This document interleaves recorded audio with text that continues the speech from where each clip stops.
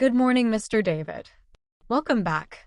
How have your teeth been feeling since your last checkup? Any sensitivity or discomfort?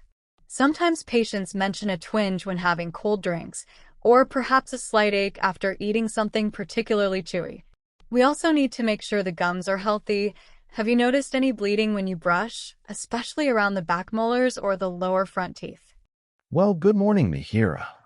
Actually, yes, I have noticed a bit of sensitivity on my upper right side when I have my morning coffee. And occasionally, when I'm brushing quite vigorously, I see a tiny bit of pink on my toothbrush. It's not consistent, though. Mostly, my teeth feel fine. I've been trying to be more diligent with flossing, especially between those crowded premolars at the back. That's good to hear you're being more careful with flossing. Now, let's talk about your brushing technique. Many people focus on the front surfaces, but it's crucial to clean all surfaces effectively, including the chewing surfaces and the areas where the teeth meet the gums. Are you using short, gentle strokes, almost like you're tickling your teeth, rather than long, scrubbing motions? And are you angling the brush slightly towards the gum line to ensure you're removing plaque from that critical area? I think I mostly do long strokes, to be honest. It feels like I'm getting everything cleaner that way. And I tend to brush straight on, rather than at an angle. It's a habit I've had for years. I understand. However, that technique can sometimes miss the plaque accumulating along the gum line, which can lead to gingivitis and eventually contribute to sensitivity and bleeding. The short, angled strokes are more effective at disrupting that biofilm without being too abrasive on your gums. We can go over this again after the cleaning today.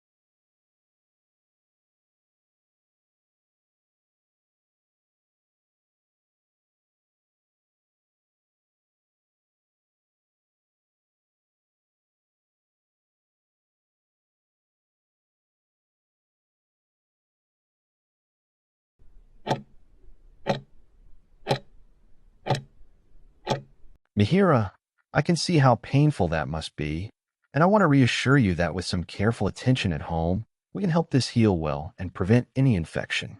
The most important goal right now is to protect the area and keep it impeccably clean. I recommend gently washing the finger with mild soap and warm water daily. To soothe the pain and draw out any potential infection, you can soak the affected finger in a bowl of warm water for about 10 to 15 minutes, a few times a day. After patting it dry completely with a clean cloth, the next step is to apply a thin layer of an over-the-counter antibiotic cream or ointment, which will create a protective barrier against germs. Finally, always cover the nail with a fresh, sterile bandage to keep it shielded. It is also crucial to be mindful of avoiding any pressure or repetitive use of that finger, as this can not only be quite painful, but can also disturb the delicate healing process and delay your recovery. If you notice any increasing redness, swelling, or pus, please contact your doctor immediately.